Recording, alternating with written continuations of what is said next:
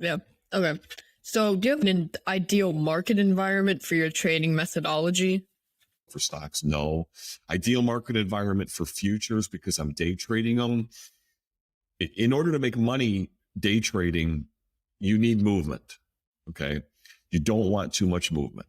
Too much movement causes more volatility. And again, I'm separating this because you asked me about volatility as well. So with futures, if you're day trading futures and you're flat at the end of the day, you want some volatility. You don't want crazy volatility. Now, some people will disagree with me. Some people will say, man, I want the volatility because I can make 50, 100 points on a trade. The reality is most people are not holding a trade that long and they would be out anyway.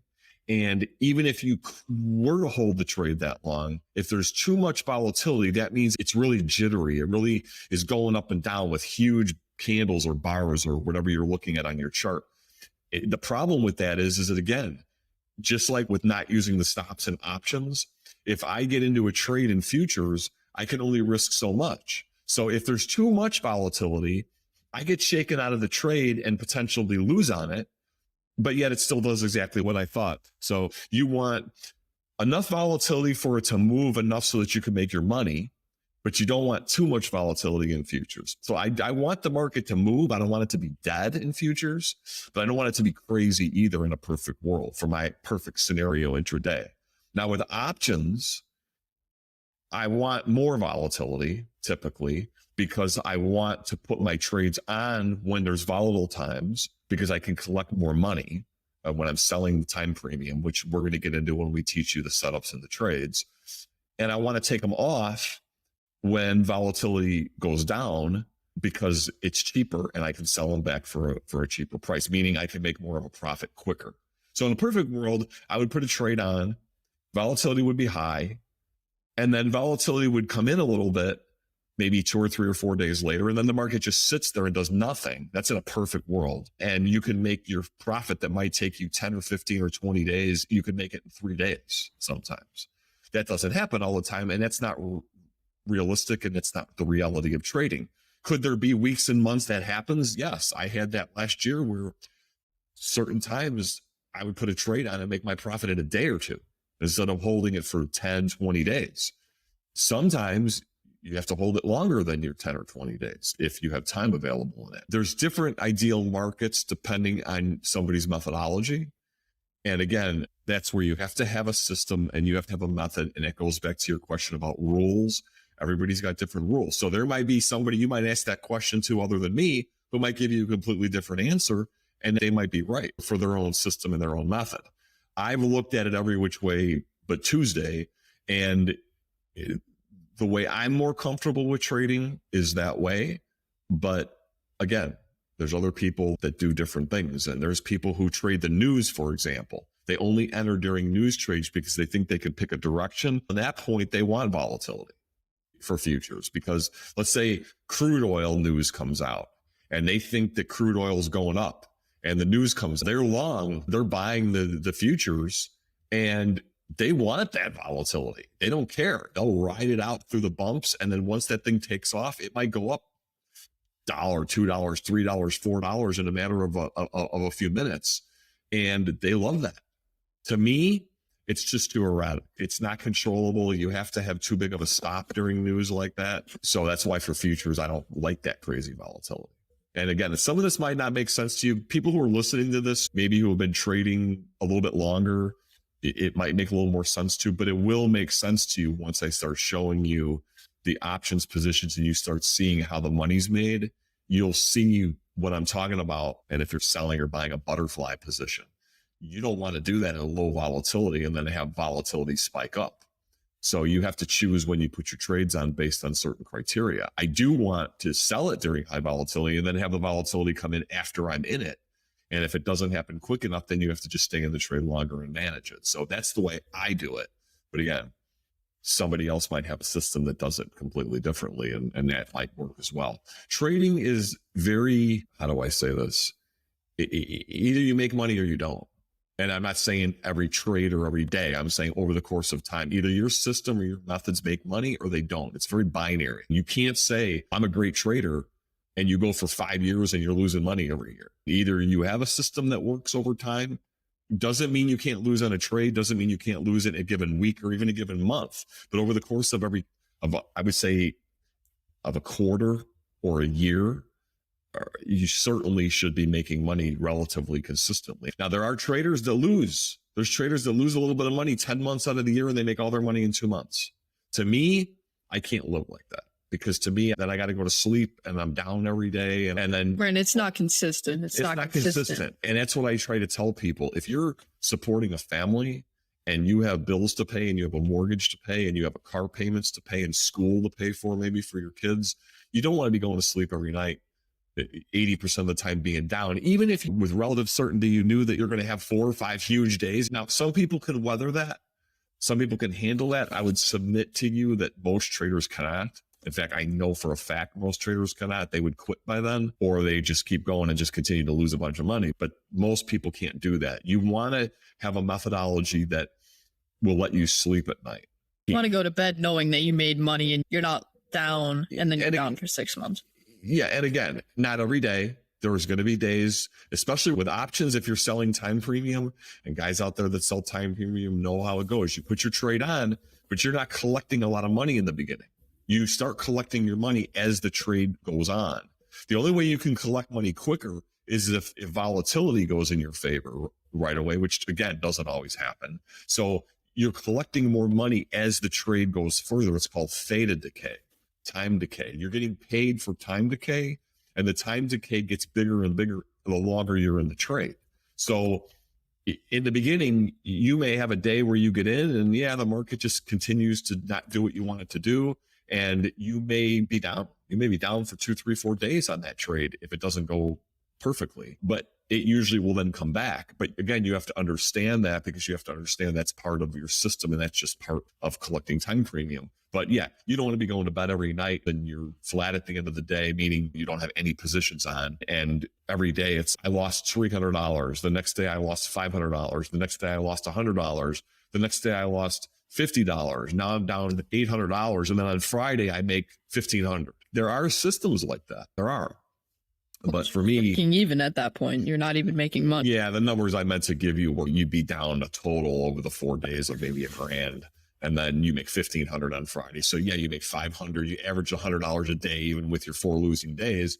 But to me, that's a stomach ache. To me, could you lose a couple days in a row? Sure. Could you lose win on a real choppy situation for 3 or 4 days? Sure. But your methodology overall should be that you're collecting money given the time period that you're trading. And again, with futures, it's more smaller because you're always flat at the end of the day. You don't have any positions on going overnight. With options, that window is a little bit wider, meaning you could be down 3, 4, 5 days, 6 days in options, but then you might make all your money back, which is different than futures. You might make a lot of money in 3 or 4 days if volatility goes your way. And that's more common in options. And you have to weather that more because you're sitting in the trade longer. There's people who buy stocks and they'll sit for 2 years and they'll be down money. And they'll just say, I didn't lose until I sell. You know what? I got news for people who are in at Netflix who bought at 600.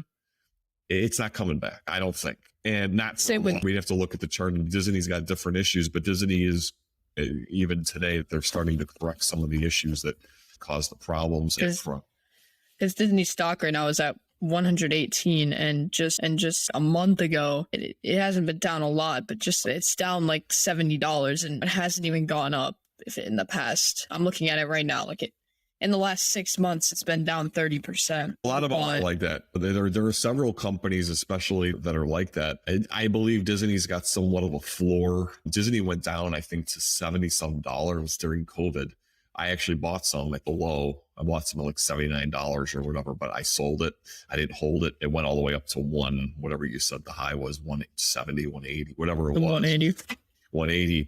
I got out at 120 or something like that or whatever. And it was a good profit. It was like 40-50% in a couple months.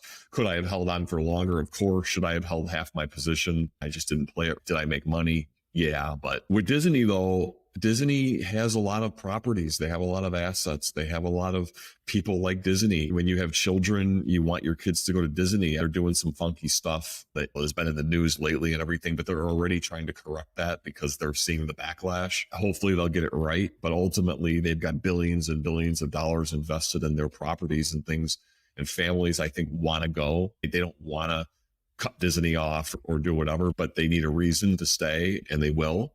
Probably. So will Disney go back down to $80, $70? I don't think so. Could it go down a little bit more, another 10, $20 maybe? Yeah.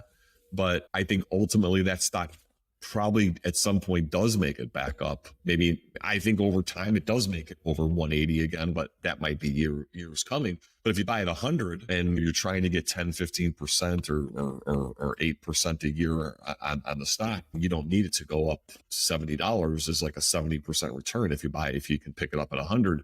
So even if you had to hold it for 5 years to make 70%, that's not horrible. If you had your money, to your question about the ETFs, if you had your money in an S&P index ETF, those have returned about 8.5%.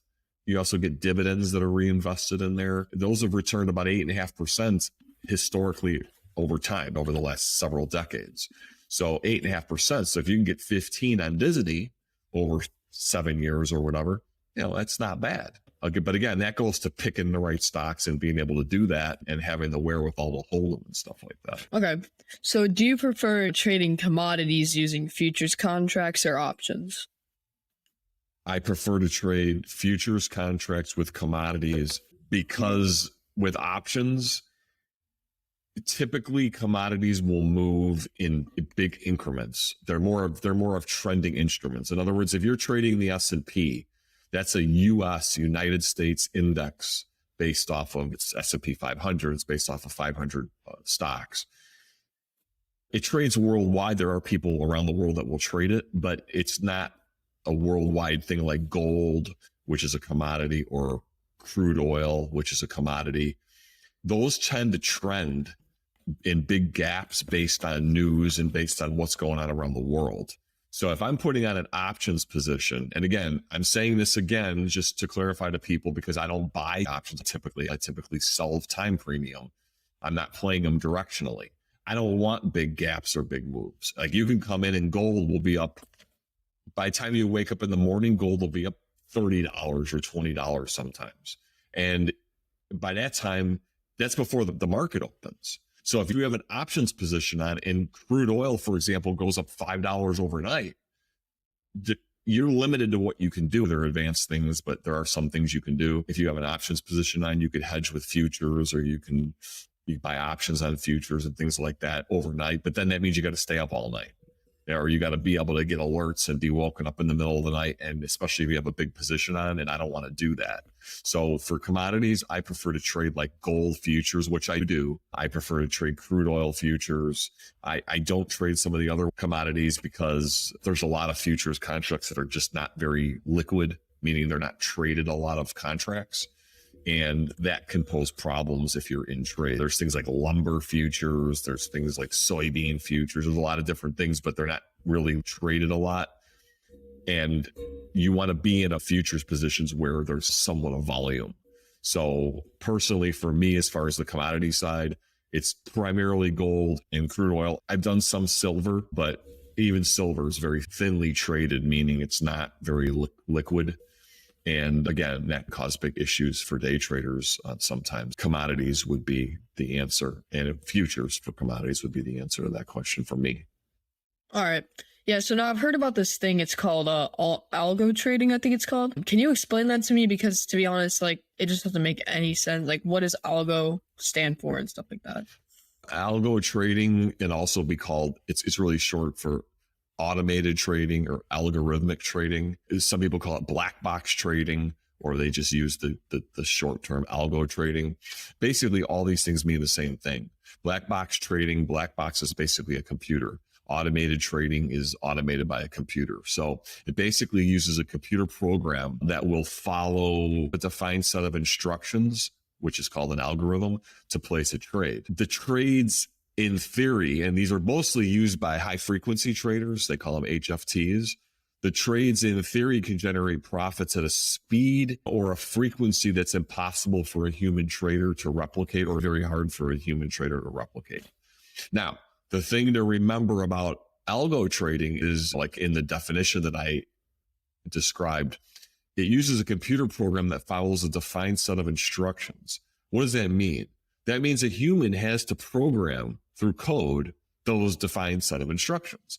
So the algo is only as good as the methodology. In other words, the human is programming that code based off of setup criteria, which we talked about earlier, based off of some sort of methodology that they believe, based on certain triggers, they're going to make money. There's also bots, okay? But there's algo tradings that use bots to pick up the news. So they'll scan like Twitter, for example, and they'll scan Twitter for something like, just for example, Elon Musk buys Twitter, and they'll put multiple keywords in. And if any one of those keywords are triggered, they automatically will buy the stock, or they'll buy an option on the stock or whatever.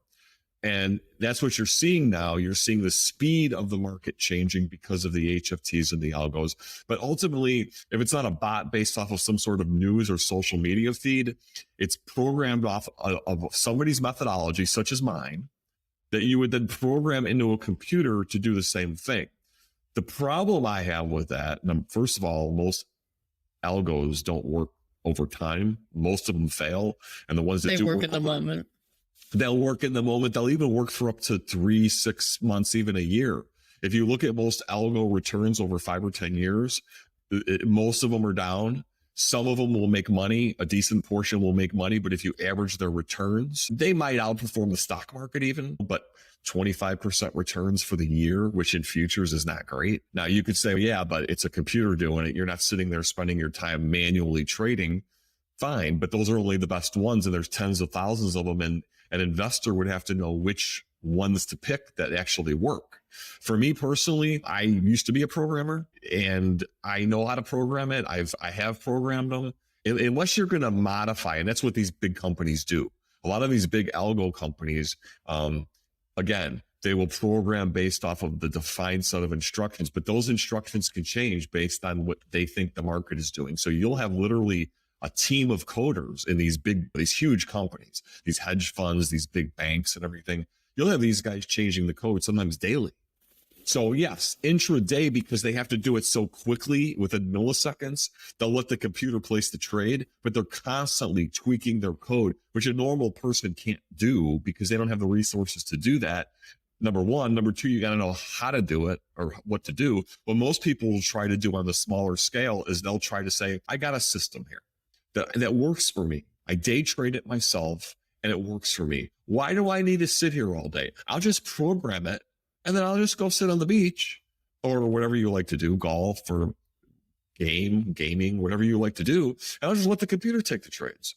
Doesn't work out for most people most of the time that way, unfortunately. For me, like I said, I'm mostly trading futures a couple hours a day, 2-3 hours a day. If you can't sit in front of the computer for 2 or 3 hours a day, and I know some people can't because they have jobs and things like that. And if for people who have jobs, I have a trading community and there's a lot of different things that people can do. You can actually trade options the way I trade them with a job. So in other words, if you're going to become a trader and you have a job, you have to pick the methodology and the type of instrument that you're going to trade based on the amount of time you have. If you don't have time to trade, to sit there and look at the screen, I don't think you should be going to work and setting an algo based off of your theoretical methodology for futures and just come back and hope you made money.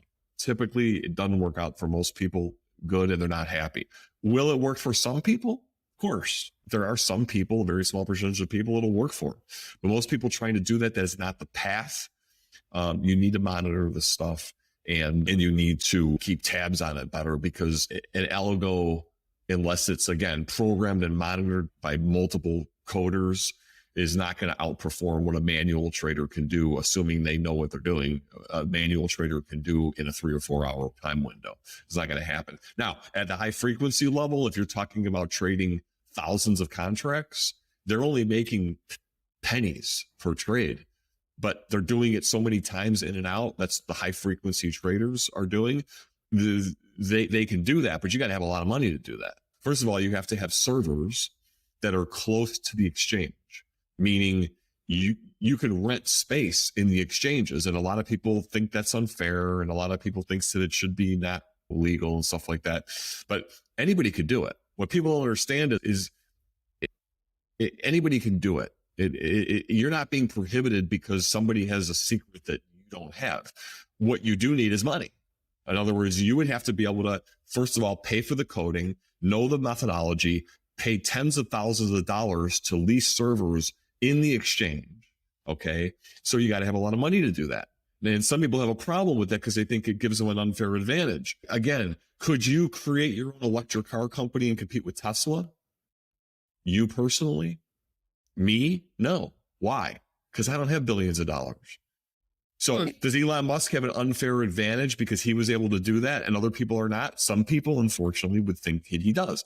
I would say no, because people don't look at the big picture. They don't look at the picture that the guy started with not a whole lot. He had a company. I mean, the guy started with PayPal and then he made his money from that when he sold it. Yeah. And then he parlayed that money and he reinvested it and he did the stuff. We're going to return to the show in just 1 second. But first, I need to talk to active options traders and tell you about our premium subscription called Community Plus. This is the place for you if you're looking for a home to follow along with trades and to try to make an income. Now, these are live trades that are posted in real time and also texted out to you if you desire. You also get all adjustments and management, pre-market analysis, daily fire drills so we don't get caught off guard, live chat, conversation, community, file sharing, and much, much more. Check out Community Plus in the trading section of my website at www.rickmazur.life. That's www.rickmazur.life. So, for example, he's trying to buy Twitter now. There's a handful of people in the world that can, without months and months of trying to go to banks and getting financing and everything like that, and even that would be a very small amount of people, but more than a handful. Obviously, it would be a decent amount of people could probably do that over months of time of trying to plan that. But there's a handful of people in the world that could go and raise the amount of money to spend $40 billion on Twitter. You're talking about a Bezos or an Elon Musk or, maybe the Google guys. There's a handful of people that could do that and that could raise that kind of money. Now, is that unfair? In my opinion, if you're asking me, that's not the way the world works. The way the world works is that there are people that have a lot of money. They also risked a lot to get that money. And in my opinion, they should be compensated for it. Like, I would never have risked what Elon Musk risked. I never would have done it. Now, so am I going to be mad because he has the money? I'm just not that type of a risk taker. So I would not have done that. But he did. He could have lost everything, but it worked out. So should he be rewarded? Why not? The same thing with the high frequency trading and the algo trading that you mentioned. If there's people, big companies that have the money to put servers somewhere and they're going to manage programmers and they're going to hire 10 or 20 or 30 coders or more. Some of them have hundreds of coders and they're going to pay hundreds of thousands of dollars a month to try to make, 10, 20,000, 100,000 a day or whatever. And they're going to spend that and they can pull it off. Why should it be illegal? The reason why people think it should be illegal is because they don't feel they have the same advantage. But what I want to tell people is that they do have the advantage. They're just not trading the right way. There's people who think that because of algos, somehow trading has changed and now they don't have an advantage like they had before and they're being cheated. And that's just not, it's just not reality. And I would argue that point with anybody who wants to come on the show or comment in the comments section, do whatever. I'd love to have you on the show and we can talk about it. But it's just not the case. So further, as far as going to the point of should it be legal and why people feel that the markets have changed, I believe that, again, people are not trading the right way. In other words, what's happening with the high frequency traders now intraday is you're seeing bigger moves quicker. Those moves are being done by the high frequency traders and they're stopping people out of their trades. But the point of the matter is if, let's say, for example, the market flies up because of a high frequency trader, it was going up anyway. 10 years ago, 5 years ago, 15 years ago, it was going up anyway. Was it going up slower? Yes. But would the trader have been stopped out of the trade anyway? Yes. So the point is, if you're short and you get stopped out by an HFT, you should have been long. At the bottom line, you should have been trading in the other direction. And you certainly can. I know that you can because that's the way I trade. You need to understand the way the markets work. And you need to understand that there's fake support and resistance that's created intraday. There's games that are played during the day. And when I say games, does that mean it's unfair? No, it's just you have to understand how to read a chart and you have to understand how to trade. So if you're getting stopped out, what will happen is people would get in a trade years ago. And because there was no HFTs, it would take, let's say, maybe 5 minutes to stop them out, 10 minutes to stop them out before it hit their hard stop. In that time, a trader would start getting uncomfortable. And then the trader would eventually cut their losses and maybe not take a full stop out. They would maybe lose a quarter of their stop or half of their stop and get out. And they wouldn't feel that bad about it. With the HFTs, what's happening is they're getting stopped out so quick, they don't have a time to change their mind.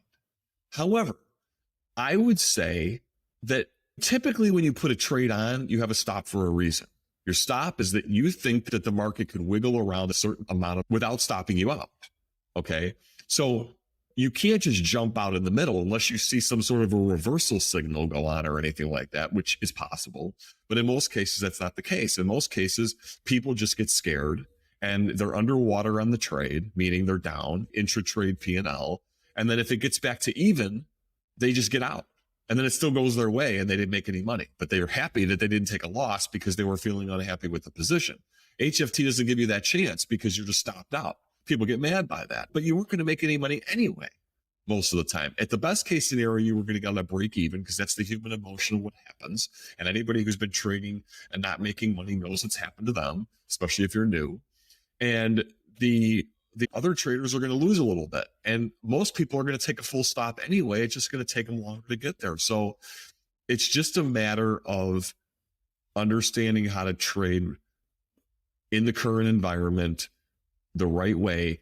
And honestly, with the HFTs, you can make profits quicker. In other words, if you're trading the same way they are, but you're a human, which you can absolutely do, if you know where the volume is going to come in and beforehand, if you understand the market, you conversely make your money quicker and it will go further. Your trades will go further because of the HFTs. So some traders will say that HFTs are the greatest thing in the world. The problem is, what you hear online mostly is, well, they should be illegal. You know why? Because 95% of traders lose. So 95% of the people writing those articles are going to have an opinion that they should be illegal. But again, 90% of people who start businesses lose. It's not just trading. 90% of people who are going to open a restaurant in 5 years, they're out of business. So it's not just trading is what I'm saying. And those people will complain. They'll complain, COVID happened or this happened and I didn't have a chance. And if I had more money, I could make more. You know what? There's people who own restaurants and yeah, they took a big hit during COVID. They're still in business. Why? They're managing their business properly. They kept reserves in the bank. They did different things that caused them to make the money. Yeah, I do not believe that it should be illegal currently the way the market is right now. I don't care about penny moves. I'm not sitting there scalping for ticks. So I don't care if an HFT makes money, a few ticks there, as long as I'm making my money, it doesn't matter. So like I said, other people might have different opinions, but I personally do not think the way the current HFT environment is, it should be illegal. People will disagree with me and that's okay. But hopefully that answered your question. Yeah. How do you find a trade and like what time frame do you use for finding them? Futures, I trade off the very small time frame. It's a 3-minute chart. You could do a 5-minute chart too. In my opinion, your time frame depends on your skill knowledge. Okay. What does that mean? You can have a trader that kind of knows the markets decently. They can make money, but they can't be quite as accurate as another trader. The lower you go in time frame, the more noise you get, meaning there's more ups and downs that don't mean anything before an actual real move is made, like where you can actually make a decent amount of money off of it. There are people that trade, when I say a 3-minute or a 5-minute chart, what that means is every bar that closes is a 3 or 5-minute bar. So whatever price moves in 3 minutes, that creates a bar, and then the next bar forms. Now, those are called minute bars. You can do 15-minute bars, you can do 30-minute bars, you can do 1-minute bars. When you get lower than a minute, you start getting into things like tick charts and range charts. And what that is, it's essentially a bar within a bar. It's a bar that closes multiple times within a minute. And you can go even smaller than that. There are people that trade those. I have no idea why, but more power to them. If it works for them, that's fine. I don't think it works for a lot of people, only because it requires you to be able to navigate through the noise in the market and the little price movements in the market that don't mean anything. Conversely, if you go to a larger time frame, when you have a bar that closes every 15 or 30 minutes, what you're going to have is you're going to have support and resistance at further away points. What does that mean? That means that in order for you to be wrong, you're going to have to give it more of a move. What does that mean? That means you're going to have to trade with a bigger stop and risk more money per trade. The reason that doesn't work very well for day traders is because, let's say, for example, I'm trading crude oil and I'm trading one contract. I'm risking $200 on a trade, okay, on a 3-minute chart. If I take that same trade based on the technicals on a 15 or a 30-minute chart, because by the way, this is another misconception. If you know how to trade, you can trade. It doesn't matter what time frame you're trading at. People will say 3-minute chart works better for me or 15-minute chart works better for me. The only reason why it's different is because of the amount of money you have to risk. But as far as your methodology and your entry rules, the same thing should work on a daily chart, theoretically, that works on a 3-minute chart. However, if you're going to trade on a 15 or 30-minute chart, you're going to have to risk more. You're going to have to risk on that same crude oil entry with one contract. You're going to have to risk $600 or $800 or $1,000 before you're wrong. And that's where people fail too. They try to trade on larger time frames, but they use too small of stops. So I don't recommend trading a large time frame for an intraday day trader for that time. Now, if you're talking about options, where I am trading and holding overnight and sometimes holding trades for days and weeks, I trade off of a daily chart. That's the time frame I use. I basically will look at intraday, but I'm not really trading based on exact entry, because with options, it can move a decent amount. Like I could be in an options trade and sell time premium, and the S&P can move 50 points, which is a huge move in one day. And I could still be fine on my trade, especially if it's early in the trade. So it just depends. How do I find trades? The trades are based on a whole methodology that, again, we're going to get into if I teach you the options, what you look for. With options, when you're selling time premium, it doesn't really matter so much when you get in. It matters what happens after you get in. To some level, it does. You can give yourself a little bit better of a chance so that you can make your profit quicker, or you have a little bit less of a chance to lose if you can time it more perfectly. But with options, it's the way I trade them. It's not that crucial. In other words, I could put a trade on at 9 in the morning, or I could put the same trade on at 2 in the afternoon. And even if it moves big, it might not matter that much. I just might mean I have to adjust the trade quicker or something like that. With futures, directionally trading, you have to be deadly accurate, because you're talking about, again, $200. You're talking about crude oil is $10 a penny. Every time crude oil moves 1 penny, it's $10 you could lose per contract. So if it moves 20 pennies, which you could sneeze and crude can move 10 or 15 pennies, it's that you're risking $200 per contract. You have 5 contracts and it's $1,000. You need to be deadly accurate with your intraday trades. And again, that's all based on entry criteria off of specific rules. Like we talked about the rules and everything. And that's something that for more of an audio type of podcast, I'm not going to be able to show you that unless we can see the charts, which we can do another one if you want. Eventually, we're going to put the video version of this on Spotify as well. But like I said, most people who listen to podcasts are listening while they're doing work or while they're jogging or driving in their car or whatever the case may be. The bulk of people who listen to podcasts listen that way, and they can't be looking at a screen and looking at charts. I don't like to mix them that much. I prefer to do a specific video podcast if I want to show people something on a chart, because I hate listening to a podcast in my car and they start talking about a chart or something and it's, wait, I don't even know what you're talking about. I can't see it. And then it's just frustrating. I don't want to listen because I don't know what's happening. I get why people do that. They do it because they don't want to redo 2 different things because it takes too much time. And you know what? That's fine. All right. So going into my last question here, what are some charts or indicators that you look at first thing in the morning? Because I know like in the morning, the first thing is like the big deal. And again, I'm going to break this into futures and options because it's 2 totally different ways of trading. For futures, I'm looking at where the market is, what happened overnight. So I'm looking at the same chart for whatever I'm going to trade, whether it be gold or crude oil or the NASDAQ or the S&P or whatever. And I'm not really looking at the indicators. Indicators are based off of things that happened in the past. They're not forward looking, they're backward looking. So indicators to me don't really indicate anything. That's not how I trade. There are people that do. They use things like moving averages and Bollinger Bands and things like that. And again, I don't care what anybody uses. If you make money with it and you're green and you can prove that over the course of a month or a year, multiple years, you can use whatever you want if it works for you. But I will look at charts to determine where are we at. I employ the 3 W's. Where are we at? How can we get where we need to go, and what needs to happen for that to happen? So I'm looking at a chart overnight and I'm saying, okay, what happened overnight? The market went up 50 points and it came back down and now it's only up 20. Why? What happened? Usually you can find that out of the news of what happened. Why is that important? If the market went up overnight based off of some sort of news event, like earnings came out on 7 major companies and everything was great, most likely what that means overnight, if it sells off, is that people took their profits overnight. And that could be algorithms or bots or whatever it is, or there's not many real people that are trading overnight compared to the people who trade intraday when the actual cash market is open. What does that mean? In that case, that would mean that I'm expecting when the market opens, it's probably going to go back up. It might not go all the way up to the highs, but I'm expecting it to at least try to go up there. What does that mean? It doesn't mean I'm going to just buy at the open because I think it's going to go up, because the reality is it can come down more first, still stop me out and still go my way. But my bias is going to be a little bit like, hey, this market should go back up there. If I get an entry signal, maybe I'll put on bigger size, meaning I'll buy more contracts. Maybe I'll hold the trade longer because I think that there's more room that it can go as opposed to taking profits quicker.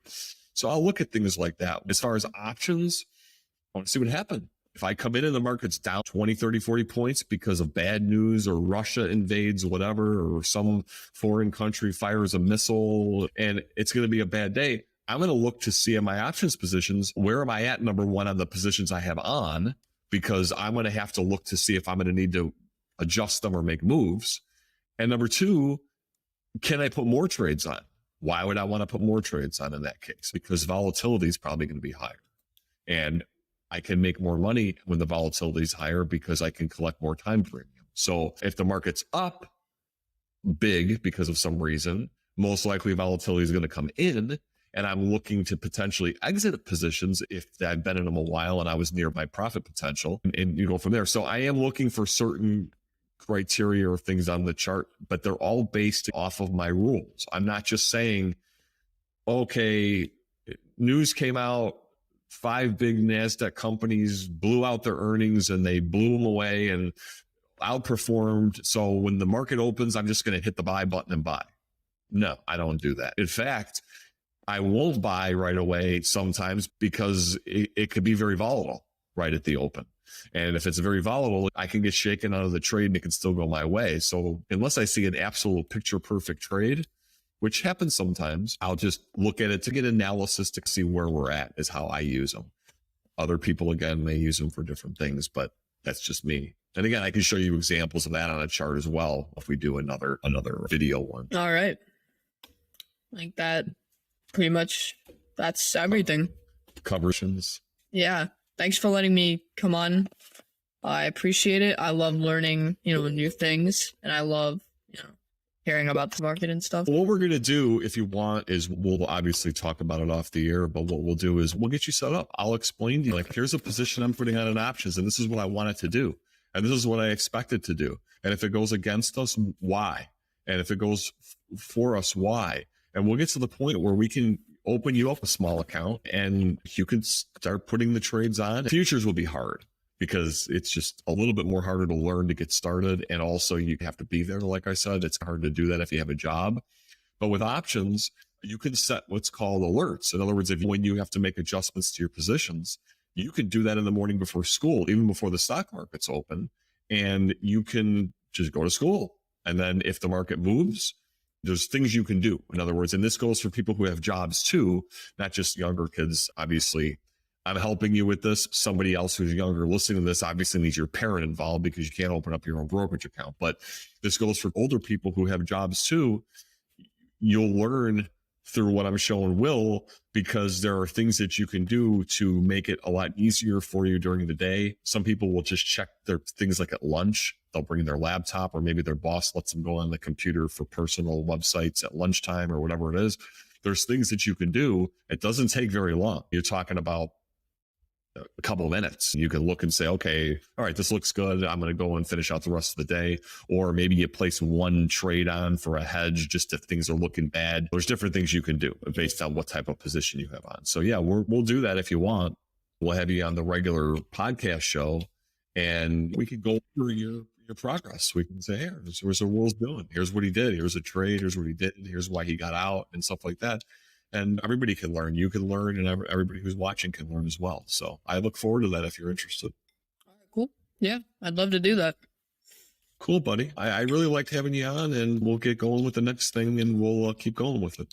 All right, cool. Thanks for having me. Okay. All right, I'll talk to you. See you later. So that's it for today's show. Let me know what you thought of it. I'd really appreciate it, and it will help make these shows better for you. Feedback is a very valuable tool to get better at anything. You can hit me up at Twitter at RickMaz1106, that's RickMaz1106, or on Instagram at RickMazur1, RickMazur1. Use the contact form on the website, rickmazur.life, and we'll also have everything in the comments section for each show page. I personally look at all the feedback on the site as often as I can. Finally, if you have anything to contribute or ask, or would like to appear on the show through an interview or one of our other segments, you can leave a voicemail at 1-800-590-0174, or by contacting us on any of our socials, or use the contact form on the site. We'd love to hear from you. I consider us all a community, a group. Let's remember, in today's more challenging world, we are people first. We're humans who just want to be treated as such and live in a place where we can all prosper and live well. Bye for now. Until next time. See ya.